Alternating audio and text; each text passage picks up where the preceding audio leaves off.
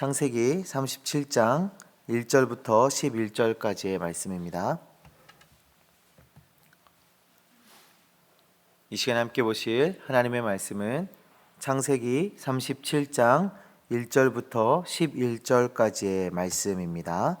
우리 한 절씩 교도가여 읽도록 하겠습니다. 야곱이 가나안 땅 곧 그의 아버지가 거류하던 땅에 거주하였으니 야곱의 족보는 이러하니라.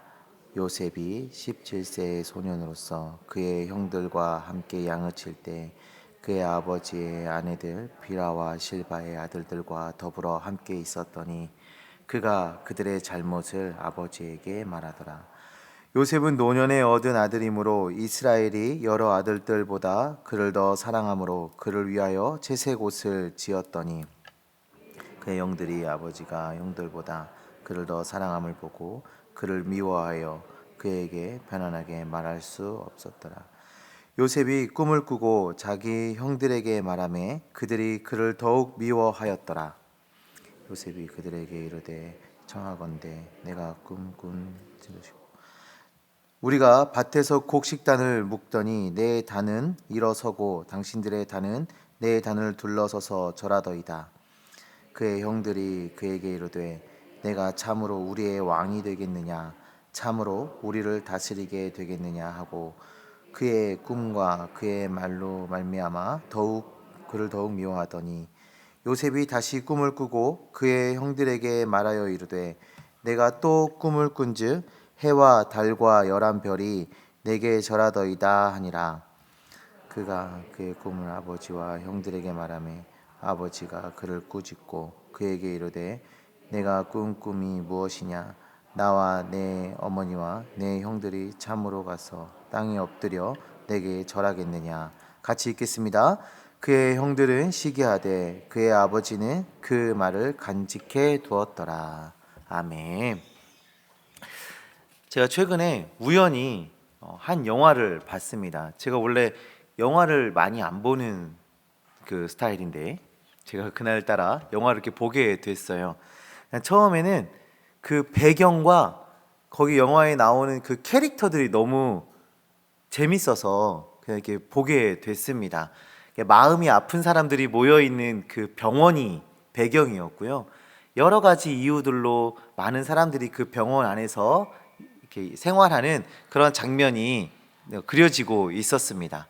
어떤 분은 알코올 중독 때문에, 어떤 분은 트라우마 때문에, 어떤 분은 또 마음에 여러 가지 상처들이 쌓여서 이런 여러 가지 이유로 병원에 들어와 있었는데 그 중에 주인공은 형제들 간의 재산 싸움 때문에 거기에 들어오게 된 인물이었어요.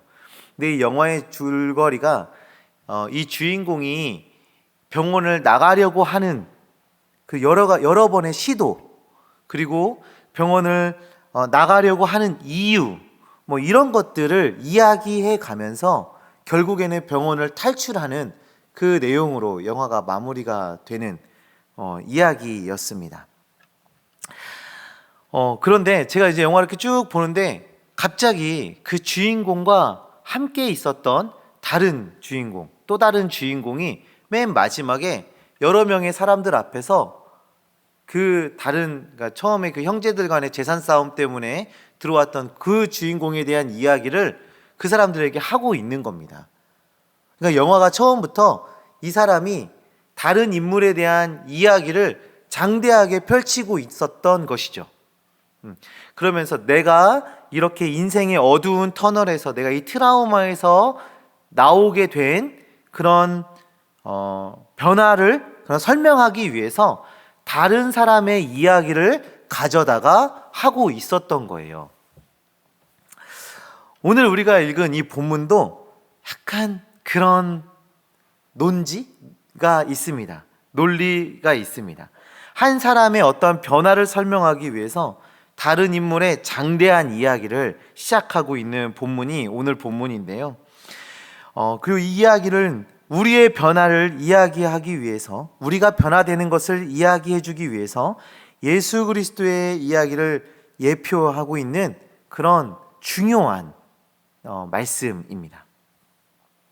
우리 이런 이야기의 전개 방식을 우리가 기억하시면서 나의 변화를 위해서 예수 그리스도의 이야기가 주어진 것처럼 어떠한 인물의 변화를 위해서 어떠한 다른 인물의 이야기를 장대하게 펼치고 있구나 라는 그런 전개 방식을 우리가 기억하면서 오늘 말씀을 시작했으면 좋겠어요. 이 말씀을 통해서 예수 그리스도의 이야기가 나의 이야기가 되는 그런 놀라운 역사를 경험하는 우리 성도님들 되어지시기를 간절히 소망합니다. 자, 한번 제가 오늘 본문을 이야기하기 위해서 서론을 되게 장대하게 설명을 했는데 한번 본문으로 들어가 보겠습니다.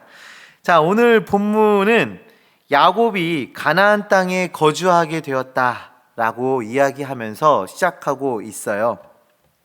자, 우리 1절의 말씀을 한번 다 같이 읽어보겠습니다. 다 같이 1절 보겠습니다. 야곱이 가나안 땅 곧 그의 아버지가 거류하던 땅에 거주하였으니. 자, 여기 보시면 비슷한 단어 두 가지가 등장을 하고 있습니다. 야곱이 가나안 땅에 거주하게 되었는데 그 땅은 어떤 땅이었습니까? 아버지가 거류하던 땅이다. 거주, 거류 이런 되게 비슷해 보이는 단어가 등장을 하고 있는데요. 이 두 단어는 비슷하지만 다른 의미를 가지고 있어요. 거류는 여전히 나그네의 삶을 살고 있다라는 것을 보여줍니다. 그러니까 이 아버지 이삭은 가나안 땅에 살아갈 때 원주민이 아니라 그 땅의 주민이 아니라 그 땅의 나그네였습니다. 나그네. 자, 그런데 야곱은 이 땅에 살아가는데 거주자가 됩니다. 거주자. 원주민이 되었다라는 것입니다. 땅의 주인이 된 것이죠. 이것은 하나님께서 하나님의 약속을 이루시기 위해서 성실히 일하시고 또 하나님의 그 언약을, 그 약속을 단단하게 세워 가심을 보여주는 굉장히 중요한 말씀입니다. 오늘 이 본문의 앞장을 보시면 36장을 보시면 에서의 족보가 쭉 나열이 되어 있어요. 에서의 자손들의 이야기들을 이렇게 보게 되면 세상적으로 굉장히 잘 됐습니다. 세상적으로 성공한 삶들을 살아가고 있어요. 족장이 되고 왕이 되고 하는 그런 일들이 일어납니다. 그런데 이들이 잘 되면 잘 될수록 이 가나안 땅을 떠나는 모습을 보여주고 있습니다. 그런데 이런 에서의 행보와 달리 야곱은 정반대의 모습을 보여주죠. 하나님의 언약 백성의 계보를 이어가면서 약속의 땅의 원주민이 되어가는 모습을 그려주고 있는 거예요. 이렇게 하나님의 약속이 더욱 단단히 세워져 가는 과정 속에서 성경은 요셉의 이야기를 시작하고 있습니다. 자, 오늘 본문이 요셉을 어떻게 묘사하고 있는지 한번 우리가 쭉 살펴보도록 하겠습니다. 자, 2절 말씀을 다 같이 보겠습니다. 야곱의 족보는 이러하니라. 요셉이 17세의 소년으로서 그의 형들과 함께 양을 칠 때에 그의 아버지의 아내들 비라와 실바의 아들들과 더불어 함께 있었더니 그가 그들의 잘못을 아버지에게 말하더라. 자, 비라와 실바의 아들들과 함께 요셉이 양을 치고 있었는데 이 요셉에게는 다 형들이죠. 그 형들의 잘못을 아버지에게 말하고 있습니다. 오늘날 우리 성경은 이것을 굉장히 고상하게 해석을 해주고 번역을 해주고 있어요. 근데 사실 원문의 뜻을 보게 되면 그 감정을 담아서 그 형들에 대해서 아버지에게 험담을 하고 있는 겁니다. 좀 안 좋은 캐릭터죠. 안 좋은 사람이에요. 뒤에서 욕을 하고 있는 겁니다. 험담을 하고 있는 거예요. 형들의 행동 거지들을 감정을 섞어 험담을 하고 있습니다. 좋은 사람이 아니에요. 자, 그리고 3절의 말씀도 한번 보시면 야곱은 요셉을 다른 형제들보다 더욱 사랑해서 채색 옷을 입혀 주었다라고 말하고 있어요. 이 채색 옷을 입혀 주었다라는 것을 이 구약 학자들은 이렇게도 해석을 해요. 그러니까 하나님의 말씀을 가르치는 그 자녀들 중에 가장 으뜸이 되는 자녀에게 채색 옷을 입혀주었고, 나중에 훗날 이 가정의 상속자가 될 아들에게 채색 옷을 입혀주었다라고 해석을 합니다. 그러면 지금 이 요셉이 어떠한 위치에 있었는지 우리가 단번에 느낌이 오시지요. 굉장히 편애를 받으면서 형들을 다 제쳐두고 상속자가 되는 그런 위치에 지금 있는 겁니다. 자, 성경이 요셉에 대해서 이야기하고 있는 모습을 정리하면 어떤 모습입니까? 형들에 대해서 아버지에게 험담을 하는 아들, 안 좋은 감정을 담아 험담을 늘어놓는 사람입니다. 그럼에도 불구하고 아버지에게 특별한 사랑을 받아서 채색 옷을 입은 으뜸으로 인정을 받는 사람이었어요. 그럼 결과적으로 어떻게 되겠어요? 형제들에게 미움을 사겠죠. 네. 그래서 결과적으로 형제들에게 미움을 사고 있습니다. 그리고 이제 5절부터 꿈에 대한 이야기가 나오고 있는데요.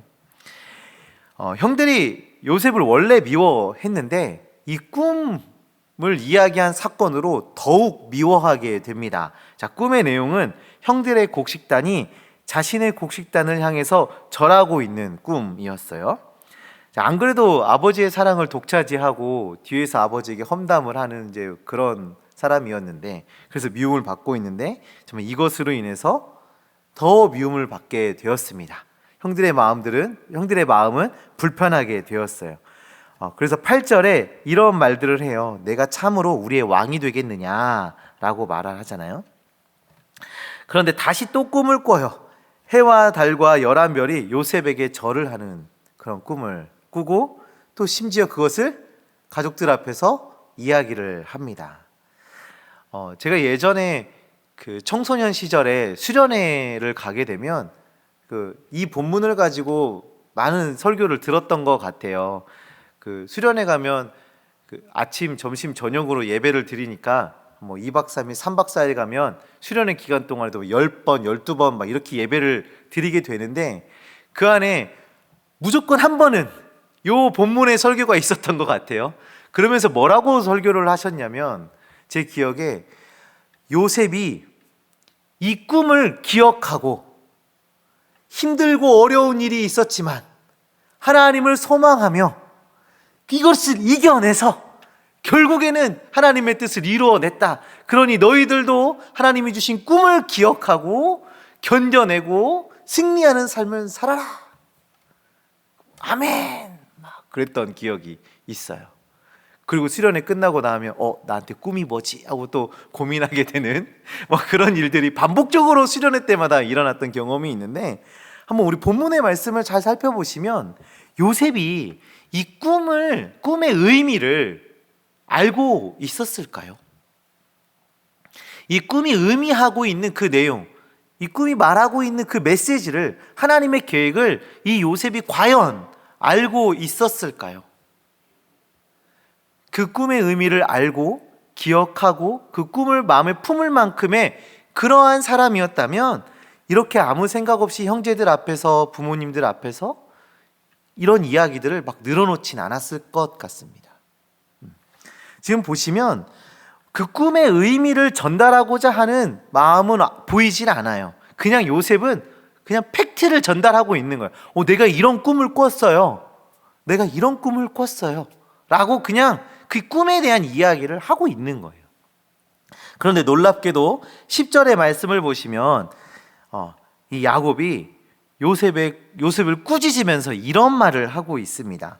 나와 내 어머니와 형들이 참으로 가서 땅에 엎드려 내게 절하겠느냐. 이 꿈의 내용을 해석해주고 있죠. 해와 달은 아버지와 어머니를 가리키고 별들은 형제들을 가리키는데, 부모와 형제가 절하게 될 것을 이 아버지 야곱이 해석해주고 있습니다. 요셉은 몰랐어요. 앞으로 자신의 삶을 통해서 하나님이 어떠한 일을 이루실 거고, 자기가 어떠한 인물이 되어질 거고, 하나님께서 어떻게 인도하실 건지 이런 것들에 대한 것을 모르고 있습니다. 그러나 확실한 건 무엇입니까? 하나님의 계획과 인도하심이 이루어지는 것은, 하나님의 그 뜻이 이루어지는 것은 그 일은 이미 시작되고 있다라는 것을 우리는 알 수가 있지요. 자, 그리고 11절에 매우 중요한 말씀이 나오고 있는데요, 우리 11절의 말씀을 다 한번 보도록 하겠습니다. 그의 형들은 시기하되 그의 아버지는 그 말을 간직해 두었더라. 야곱은 그 말을 간직해 두었다라고 말하고 있습니다. 이 말씀이 굉장히 중요한 말씀이에요.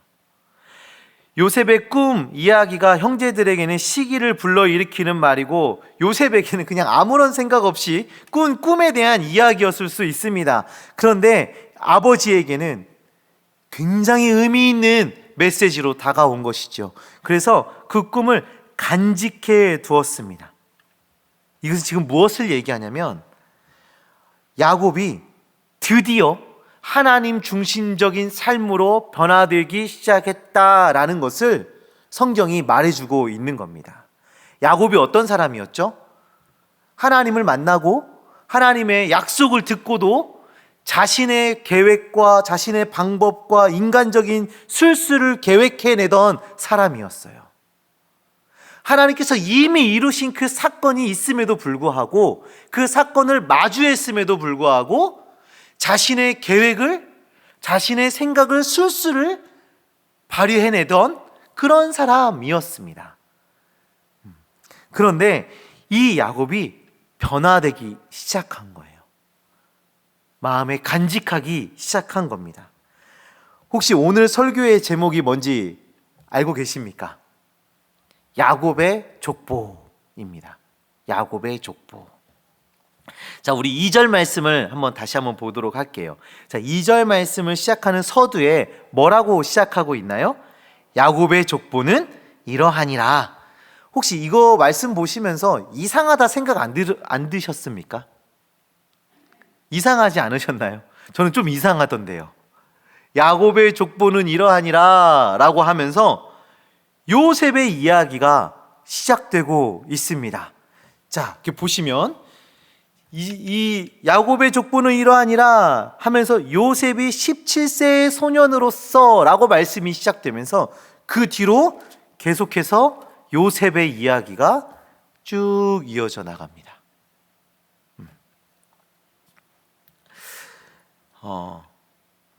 네, 37장부터 요셉의 이야기가 시작해서 창세기는 요셉의 죽음으로 마치고 있어요. 그런데 이 장대한 요셉의 이야기에 시작하는 그 시점에 그 첫 마디가 야곱의 족보는 이러하니라 라고 시작하고 있는 것입니다. 이것은 무엇을 말하고 있는 것일까요? 이 요셉을 통해서 일어나는 이 모든 일들은 누구에 대한 이야기를 하고 싶다라고 말하고 있는 것입니까? 야곱에 대한 이야기를 지금 하고 싶다라고 성경이 말해주고 있는 것이고, 이 11절은 그 핵심 메시지의 힌트를 우리에게 주고 있는 것입니다. 그러니까 이 요셉의 이야기는 야곱이라는 사람이 어떻게 하나님 중심적인 사람으로 변화되어 가는가에 대한 이야기를 보여주고 있는 것입니다. 야곱을 하나님께서 구속하시고 사랑하시며 완성해 가시는 그 이야기를 하고 계시는 것이죠. 그 야곱의 이야기를 하기 위해서 삽입절로 요셉의 이야기가 들어가 있는 것입니다. 사실 이 요셉의 이야기는 예수 그리스도의 이야기를 예표하고 있는 이야기인데요, 이 예표는 상징적 의미를 가지고 있다라는 것입니다. 요셉은 형들에 의해서 은 20에 팔려가죠. 우리 예수님도 가룟 유다의 제자였던 가룟 유다에 의해서 팔려가게 됩니다. 또 요셉을 하나님께서 애굽으로 보내셔서 기근으로 죽어가던 그 이스라엘 백성들을 하나님께서 구원해 내시지 않습니까? 그런 것처럼 우리도 죄로 인해서 죽어있던 우리를 하나님께서 예수 그리스도를 통해서 우리를 구원해 내십니다. 이런 요셉의 이야기는 이런 우리의 구원 사건에 대한 상징적 의미를 담고 있어요. 그럼 다시 말하면 무엇입니까? 예수 그리스도를 통해서 야곱이 어떻게 이스라엘로 만들어져 가는가? 우리가 예수 그리스도를 통해서 어떻게 하나님의 백성으로 만들어져 가는가에 대한 이야기라는 것이죠. 성도님들, 우리의 인생은 야곱의 족보입니다. 우리의 인생은 야곱의 족보. 그런데 결국 우리의 인생은 어떻게 써 내려가야 합니까? 예수 그리스도의 이야기로 써 내려가야 합니다. 하나님께서는 야곱을 이스라엘로 만드시기 위해서 요셉의 장대한 이야기를 준비해 두셨어요. 하나님께서 우리를 하나님의 백성으로 만드시기 위해서 예수 그리스도를 예배하셨고 구원을 이루셨습니다. 기근으로 고통받아 죽게 된 이스라엘 백성들을 구원하시기 위해 요셉을 준비하셨던 하나님께서 우리를 구원하시기 위해서 예수 그리스도를 준비해 두신 것입니다. 예수 그리스도께서 우리의 인생 가운데 역사하신 그 이야기가 우리의 이야기가 되어야 하는 것입니다. 지금 우리의 인생은 누구의 이야기로 써 내려가고 있습니까? 여전히 야곱됨의 모습으로 살아가고 인간됨의 모습으로 살아가고 있지 않은지 우리의 삶을 살펴봐야 합니다. 우리의 삶의 역사가 누구의 이야기를 하고 있는지 돌아봐야 한다라는 것입니다. 사랑하는 성도님들, 우리는 하나님의 이야기를 가져야 돼요. 하나님의 이야기를, 그 예수 그리스도의 이야기를 가져야 합니다.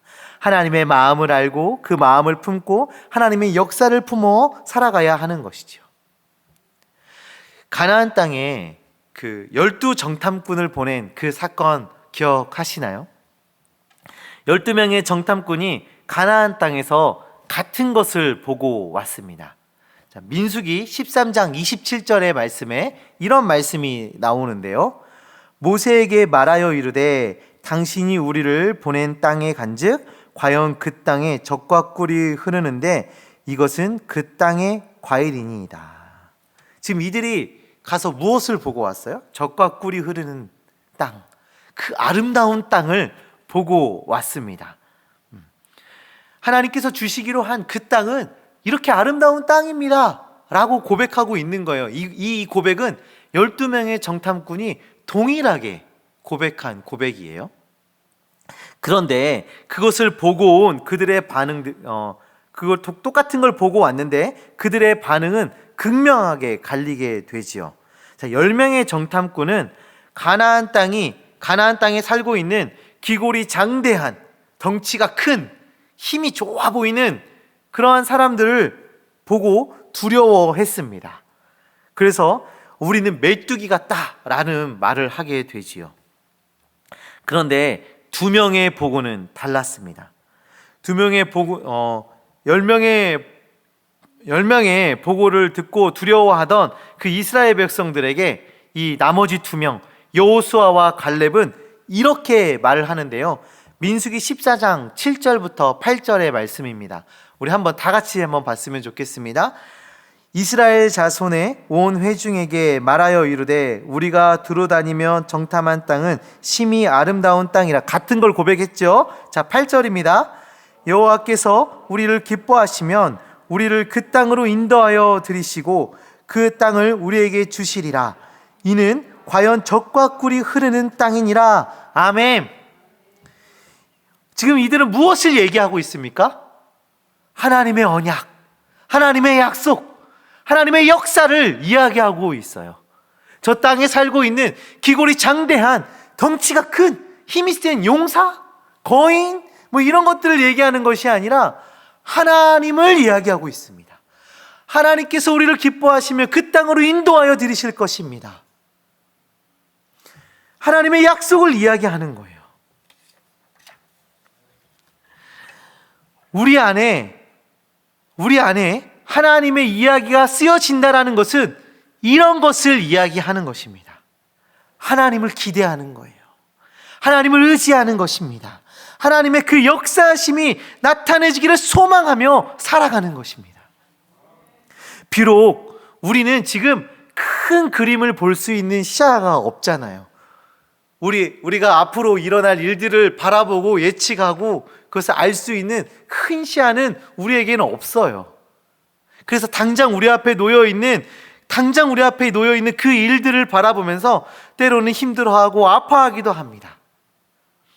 그런데 우리는 우리의 인생의 큰 그림을 그리고 계시는 그 하나님을 바라보면서, 그 하나님을 의지하면서, 그 하나님의 역사하심을 기대하면서 나아가야 한다라는 것입니다.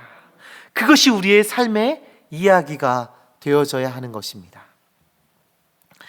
우리의 삶을 통해서 하나님의 이야기가 나타나기를 기대하고 소망하며 살아가는 우리 주님의 백성들 되시기를 간절히 소망합니다. 사랑하는 성도님들, 오늘 우리는 요셉의 장대한 이야기가 야곱을 이스라엘로 완성해 가시는 하나님의 역사임을 우리가 살펴보았어요. 하나님께서 우리를 하나님의 백성으로 완성해 주시기 위해서 예수 그리스도의 놀라운 이야기를 우리에게 주셨습니다. 예수 그리스도를 통해서 우리가 하나님의 백성으로 완성되어져 가는 그 삶을 살아내시고, 이 하나님의 아름다운 이야기가 우리의 삶을 통해서 드러나도록 하나님을 신뢰하며 하나님의 그 말씀을 붙잡고 예수 그리스도를 의지하며 살아가는 주님의 백성들 되시기를 소망합니다. 비록 지금 우리 앞에 놓인 그 문제들, 그것으로 고통받고 있다 할지라도 결국에 이루실 그 하나님 바라보시길 소망합니다. 끝까지 하나님 말씀 의지하시길 소망합니다. 우리 이 시간에 함께 우리 찬송 300